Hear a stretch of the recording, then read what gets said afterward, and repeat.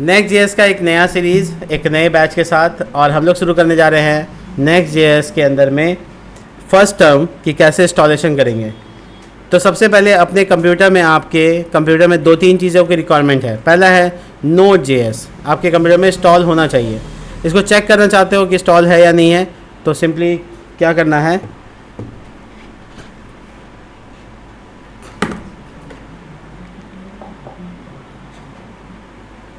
तो node JS install कर लीजिएगा। ठीक है, इसके बाद जो है हम लोग नेक्स्टली काम जो करेंगे वो ये है कि हम लोग इसको टर्मिनल पे चेक कर सकते हैं कि क्या वर्जन है। ठीक है, सबसे पहले हम क्या करते हैं, डेस्कटॉप को यूज़ करते हैं, desktop as a folder use करते हैं, और यहाँ पर हम लोग राइट क्लिक करते हैं, ओपन इन टर्मिनल क्लिक करते हैं। ओपन इन टर्मिनल मतलब टर्मिनल डेस्कटॉप पे खुल गया। टर्मिनल क्या होता है, एक ऐसा गेटवे है जिसको हम लोग कमांड लाइन से ऑपरेट करते हैं। कमांड लाइन मतलब कोड लिख कर। तो बेसिकली हमको नोड का वर्जन चाहिए, तो नोड डैश वर्जन टाइप कर सकते हैं। तो मेरा नोड का वर्जन है 20.11। ठीक है, ये 0.3 के आसपास पीछे है बस। इसके बाद है npm इंस्टॉल है या नहीं है देख लीजिए। तो नोड के साथ npm इंस्टॉल हो जाता है तो उसका वर्जन भी बताएगा। तो देखिए यहाँ पे 10 वर्जन दिखा रहा है। इस तरीके से आपको क्या करना है, अपने कंप्यूटर में इंस्टॉलेशन कर लेना है। कैसे, देखो npm इंस्टॉल, आई का मतलब इंस्टॉल है। ठीक है, और उसके बाद दूसरा जो लाइन है वो है क्रिएट नेक्स्ट ऐप, ये आपको इंस्टॉल करना है। ये देखिए आपको पैकेज एडिट बता रहा है। इसके बाद आपको लिखना है npx क्रिएट नेक्स्ट ऐप। देखिए ध्यान से, अगर आपको नेक्स्ट बनाना है तो नेक्स्ट ऐप, और रिएक्ट बनाना है तो react app. Create react app तो रिएक्ट बन जाएगा, और अगर नेक्स्ट से जानना चाहते हैं तो नेक्स्ट ऐप। सिंपल है, एक ही तरह का कमांड है। इसके बाद आपसे पूछेगा प्रोजेक्ट का नाम, आपको बताना है प्रोजेक्ट का नाम। कैपिटल वर्ड का इस्तेमाल नहीं कीजिएगा, अगर दूसरा वर्ड आ जाए तो डैश का इस्तेमाल कर लीजिएगा। ठीक है, तो मैं चूँकि फर्स्ट पेज बनाता हूँ, फर्स्ट वेब नेक्स्ट पेज। ठीक है, प्रोजेक्ट का नाम थोड़ा लंबा रख देते हैं, एंटर मारते हैं।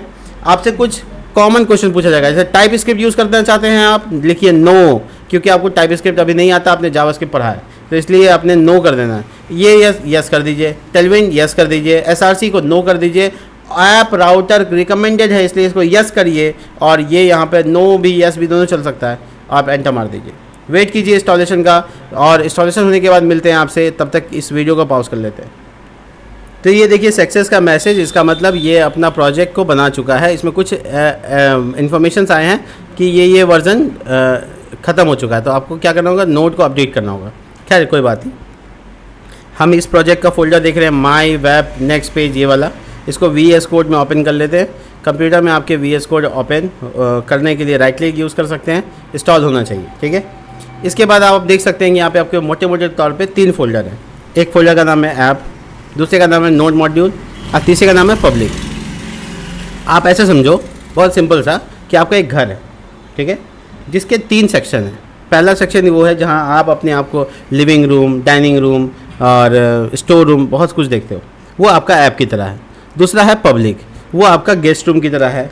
मान लो कि वो ऐसा जगह है जहाँ पर बेसिकली, एक मिनट, तो बेसिकली हम लोग कंसेप्चुअली यहाँ पे क्या हो रहा है कि 3 फोल्डर है। एक तो मेरा वो मैकेनिज्म जो मेरा सारा प्रोडक्शन है।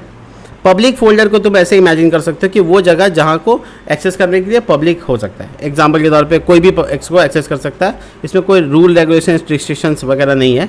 यहाँ पे हम वो चीज़ें रख सकते हैं जिसको डायरेक्ट एक्सेस करना चाहते हैं, बिना कोई लॉजिक लगाए, बिना कोई कंपाइलेशन का इस्तेमाल किए।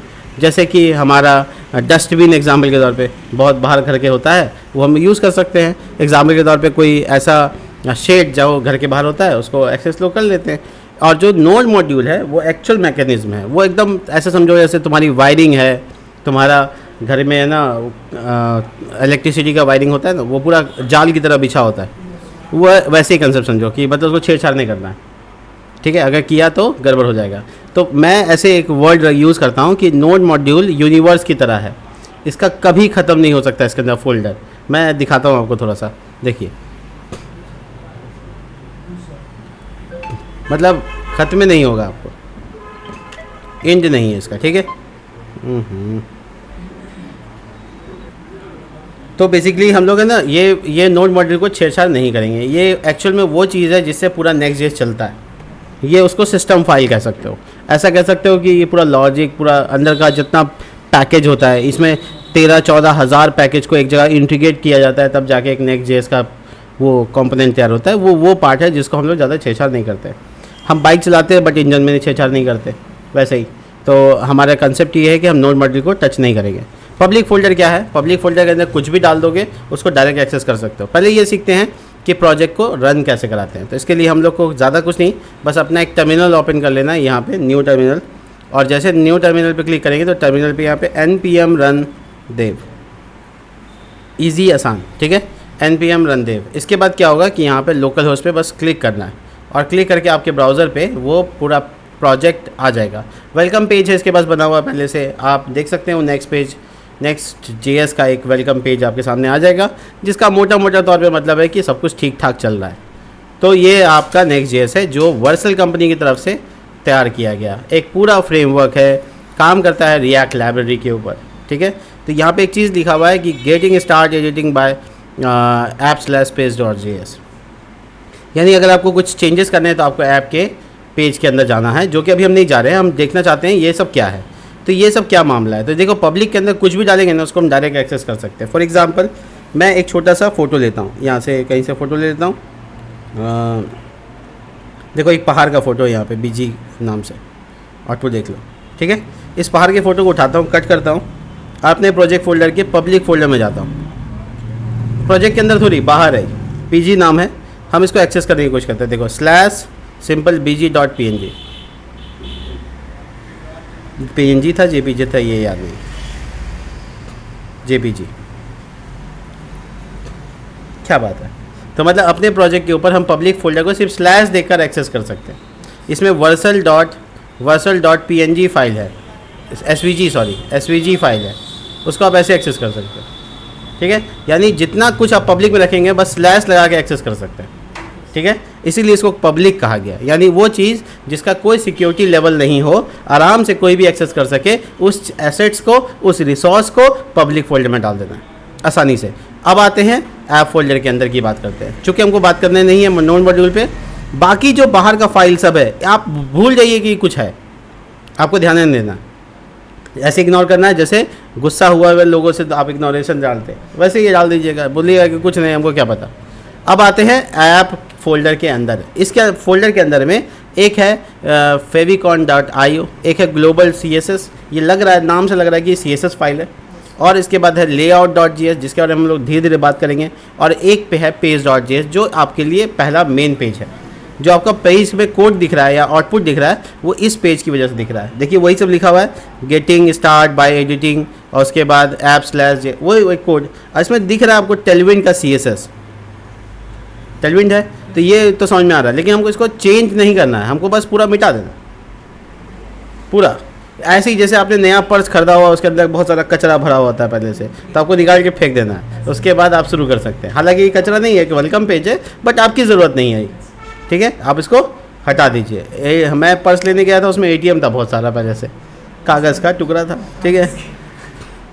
अब मैं यहाँ पे कैसे अपनी चीज़ों को रेंडर कराऊंगा, रेंडर का मतलब आउटपुट देखूँगा, कैसे कराऊंगा। इसके लिए कोई भी फंक्शन बना लो, बस ध्यान रहे वो एक्सपोर्ट डिफ़ॉल्ट होना चाहिए, कोई भी तरीका का फंक्शन। चलिए हम सब ट्राई करते हैं। कॉन्स्ट, और इसके नाम रखते हैं पेज, एक एरो फंक्शन, रिटर्न के बिना कुछ नहीं, रिटर्न, और यहाँ पे HTML की तरह रिटर्न करना है, हेलो वर्ल्ड, परंपरा है, पूरा तो करना पड़ेगा। एक्सपोर्ट डिफ़ॉल्ट पेज रिफ्रेश कीजिए, हेलो वर्ल्ड का मज़ा लीजिए, आ गया। इसका मतलब है हेलो वर्ल्ड कैसे काम किया, मैं आपको बता दूं एक बहुत इंपॉर्टेंट बात, कि अगर आप एरो फंक्शन यूज़ करें तो आप यहाँ पे एक्सपोर्ट डिफ़ॉल्ट नहीं लिख सकते हैं। एक्सपोर्ट तक चलेगा, बट एक्सपोर्ट डिफ़ॉल्ट लिखने का बारी जब आए तो आपको नीचे जाना पड़ेगा, मतलब आपको नीचे करना पड़ेगा। लेकिन अगर आप फंक्शन एक्सप्रेशन का इस्तेमाल करते हैं, जिसमें फंक्शन कीवर्ड लगता है, और उसका नाम रखिए पेज, और उसके बाद तो आप इसमें रिटर्न करते हैं हेलो वर्ल्ड H1 में, ठीक है। तो यहाँ पे सिंपली आप एक्सपोर्ट लिख सकते हैं, इजी है। एक्सपोर्ट खाली नहीं लिखिएगा तो नहीं आएगा। देखो एरर आ गया, बोला कि भैया आप डिफ़ॉल्ट एक्सपोर्ट नहीं किए हैं, तो थोड़ा सा कर दीजिए, ठीक है, थोड़ा सा कर दीजिए। और एक बात बता देता हूँ कि सुन लीजिए, बहुत इंपॉर्टेंट है। अगर आपका और भी फंक्शन है तो वो रहेगा, वो हो सकता है आपके लिए कुछ हो, कोई ज़रूरी चीज़ हो, बट वो कभी भी कभी भी यूज़ में नहीं आएगा। मतलब मैं यहाँ पर लिख देता हूँ H1 hello hello hello function, hello hello function, ठीक है। तो ये देखिएगा आउटपुट जो आएगा वो हेलो वर्ल्ड ही आएगा, वो नहीं आएगा। यानी जो इसको एक्सपोर्ट डिफ़ॉल्ट करेंगे सिर्फ वो रेंडर होगा, पेज में कुछ भी होगा वो एक्सपोर्ट नहीं होगा, कुछ भी होने से कुछ नहीं होता है, ठीक है। यानी जैसे हम लोग PHP या HTML में देखते हैं जो लिखेंगे वो आता है, यहाँ जो लिख रहे हैं वो नहीं आ रहा है, वही आ रहा है जो एक्सपोर्ट डिफ़ॉल्ट में है। तो हम लोग एक्सपोर्ट डिफ़ॉल्ट करेंगे। हम लोग जावास्क्रिप्ट के मॉड्यूल को अच्छे से पढ़ चुके हैं। अगर आप नहीं पढ़े हैं तो जावास्क्रिप्ट का एक प्लेलिस्ट है और उसमें ढूंढ लीजिए मॉड्यूल के बारे में, एक्सपोर्ट इंपोर्ट के बारे में वीडियो पढ़ा है। इसके वजह से अब आप इसको कॉल करना चाहते हैं इसके अंदर, तो ये पॉसिबल है। यानी आप रिटर्न के तौर पे बेसिकली आप हेलो फंक्शन को यूज़ करना चाहते हैं, आप कर सकते हैं, ऐसा कोई दिक्कत नहीं है। मैं दिखाता हूँ करके, देखो hello. When I call this function as a default, this function will call or this function will return hello hello function. It's working. तो ये हो सकता है कि दोनों साथ में मिलके काम कर ले, लेकिन आप ऐसा नहीं कर सकते कि दोनों आउटपुट आएगा, ऐसे कर सकते हैं, ठीक है। तो मैं वापस से आता हूँ, एक शॉर्ट हैंड बताता हूँ आपको। आप अपने एक्सटेंशन में जाइएगा और एक छोटा सा एक्सटेंशन डाउनलोड कर लीजिएगा, उसका नाम है ES6 मुझे याद नहीं आ रहा, ES6 स्निपेट, सर्च करते हैं स्निपेट,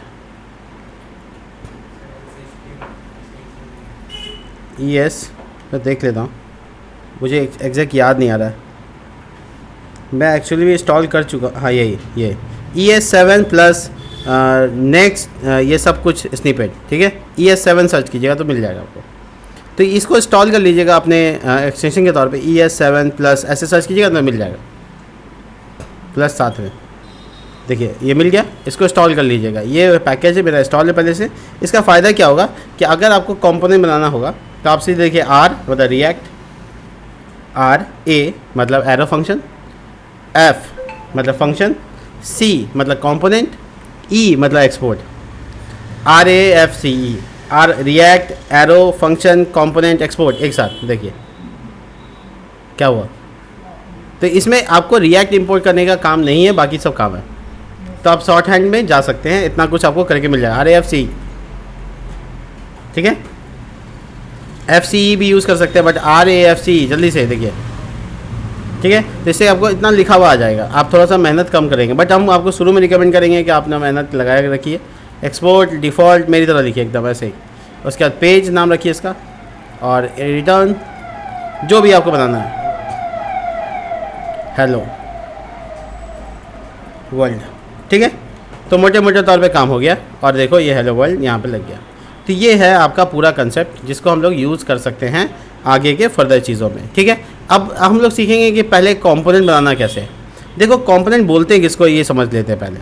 तो मेरा ये वेबसाइट है codebesadik.com, इसमें जो एलिमेंट्स है सबको कंपोनेंट बोलते हैं। ये लोगो है एक कंपोनेंट है, ये सर्च का सेक्शन है एक कंपोनेंट है, ये लॉगिन है, यानी every UI element is called component in React. हर एक UI एलिमेंट को हम क्या कहेंगे, बटन कंपोनेंट, सर्च कंपोनेंट, किसी भी बैनर को देख लिया कंपोनेंट, इमेज है कंपोनेंट है। यानी आप छोटे छोटे टुकड़ों में बांट दीजिए पूरे वेबसाइट को, उसको क्या बोलेंगे, कंपोनेंट।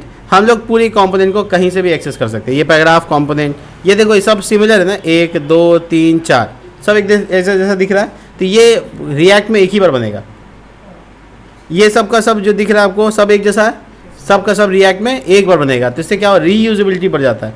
HTML में copy paste copy paste copy paste, PHP में लूप, बात तो कॉपी पेस्ट ही हुआ, लेकिन इसमें क्या होगा, आप कॉपी पेस्ट नहीं करते, एक्चुअली में वो आप एक ही बार बनाते हैं और उसको डायनेमिक कर सकते हैं। तो ये जो कोर्सेज देख रहे हैं ये सब के सब एक ही बार बना सकते हैं, कंपोनेंट कंसीडर होगा, ठीक है। बनाएंगे कैसे कंपोनेंट वो सीख लेते हैं। तो कंपोनेंट बनाने का तरीका ये होगा कि देखो कंपोनेंट भविष्य में ज़्यादा हो जाएगा।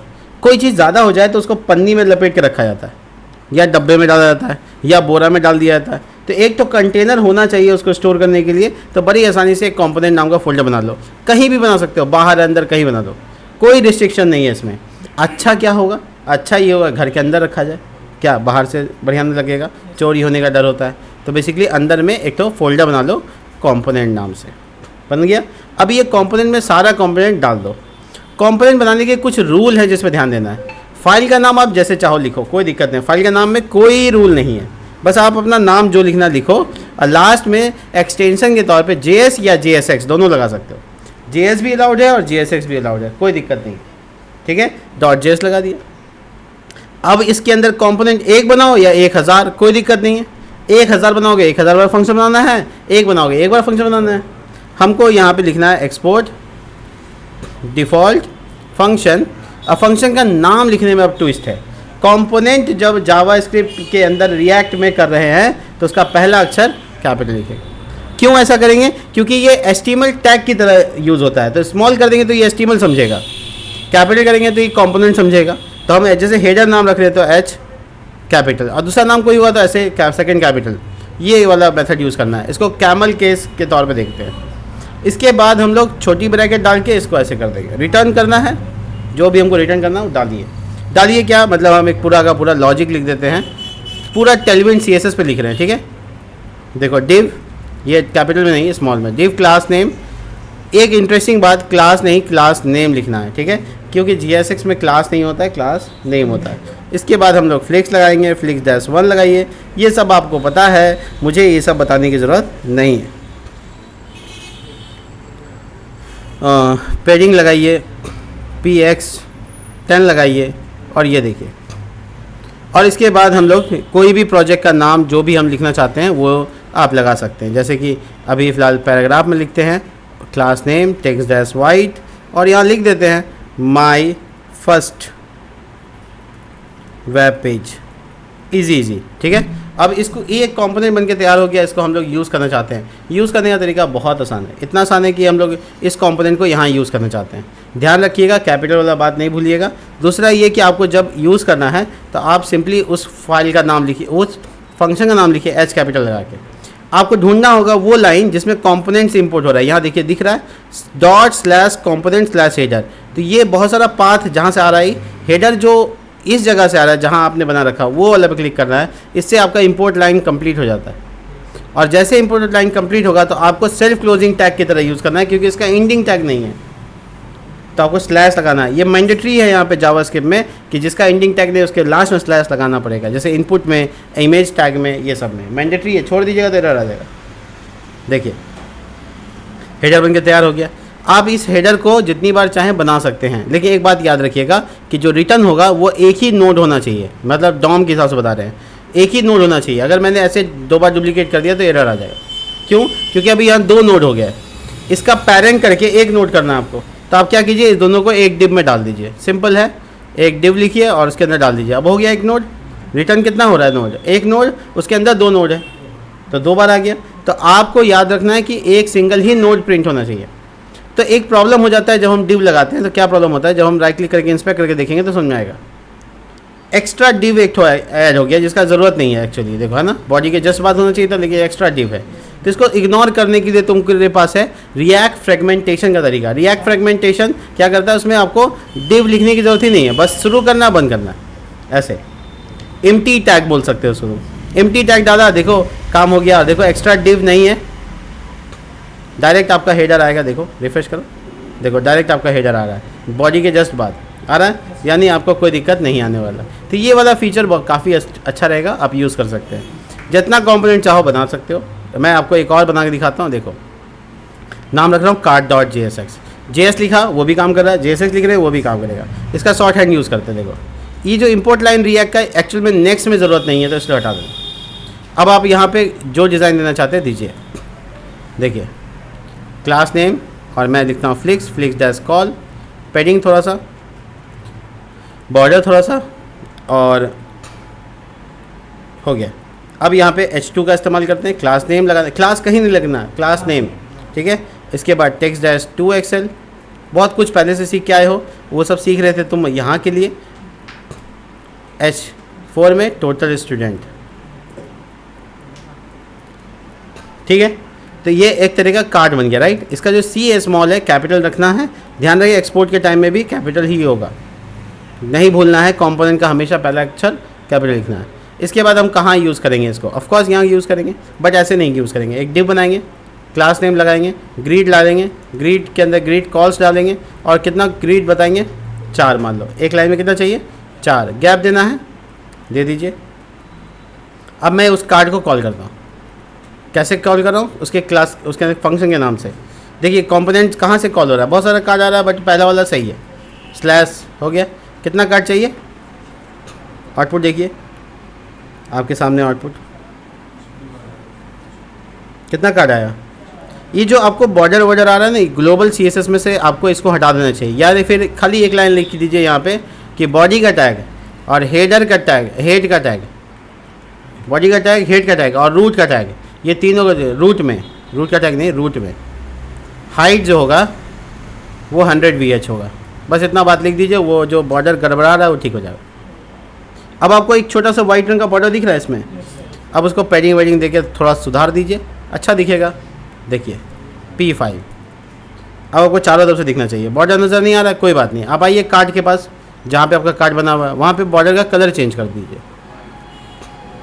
बॉर्डर रेड कलर करते हैं, एकदम अतरंगी काम करते हैं, टेंशन नहीं लीजिएगा, ठीक है। तो ये 4 कार्ड बन गया, बट कार्ड मैंने एक बनाया। क्या आपके इसके अंदर का डेटा को भी चेंज करना चाहते हैं तो आप ऐसा कर सकते हैं। इस वीडियो में आपको बताते हैं क्या कर सकते हैं। देखिए जैसे हम लोग HTML में एट्रीब्यूट पास करते हैं, एग्जैक्टली हम लोग HTML के रिएक्ट के कंपोनेंट में भी पास कर सकते हैं, बट HTML में उसको एट्रीब्यूट के नाम से जानते हैं और यहाँ पे प्रॉपर्टीज़ के नाम से जानते हैं, यानी इसको शॉर्ट फॉर्म में बोलते हैं प्रॉप्स। तो आप जो भी पास करना चाहते हैं, देखिए 2 चीज़ डेटा है इसमें, एक तो नंबर है ये, और एक ये लेबल है। तो हम इसमें डालते हैं नंबर, मान लो नंबर डाल दिया 40, और लेबल के तौर पे डाल देते हैं टोटल स्टूडेंट, ये टोटल स्टूडेंट लेबल के तौर पे ये पास कर दिया इसमें स्टूडेंट्स। अब मेरे पास जो कार्ड जाएगा उसमें 2 प्रॉपर्टीज़ लेके जाएगा, एक नंबर एक लेबल। तो देखो ये हम यहाँ 100 कर देते हैं और टोटल यूज़र कर देते हैं, टोटल एडमिशन कर देते हैं और टोटल कोर्स कर देते हैं, ठीक है। तो ये यूज़र्स कर दे, कोर्सेस कर देते हैं, प्लूरल फॉर्म। इसके नंबर्स अलग अलग कर देते हैं ताकि पकड़ में आए, हाँ अलग। देखो कुछ चेंज नहीं आया, क्यों नहीं आया? क्योंकि अंदर तो सब स्टैटिक ही है। आप 2 प्रॉप्स जो पास कर रहे हैं, एक्चुअली आप इसको रिसीव कर सकते हैं एज अ पैरामीटर, पैरामीटर यानी फंक्शन का पैरामीटर, एज अ पैरामीटर आप इसको रिसीव कर सकते हैं। तो रिसीव करने के लिए एक वेरिएबल रख लो जो एज अ ऑब्जेक्ट ट्रीट होगा, प्रॉप्स, कोई भी नाम रख सकते हो, प्रॉप्स रख दिया। यहाँ पे क्या चाहिए अपने को?